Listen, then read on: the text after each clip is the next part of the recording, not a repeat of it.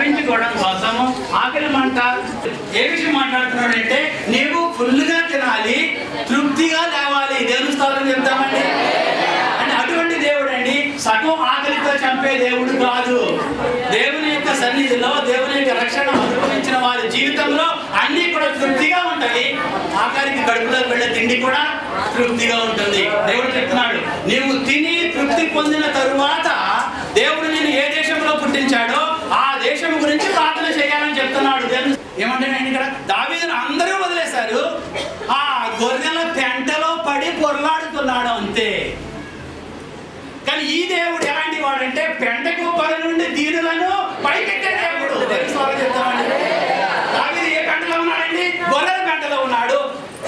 తీసుకుని వెళ్ళి అన్నిటికన్నా ఎత్తైన స్థలంలో ఉన్న ఆ బంగారు సింహాసనం మీద కూర్చోబెట్టాడు. దేని స్థలం చెప్పాడు.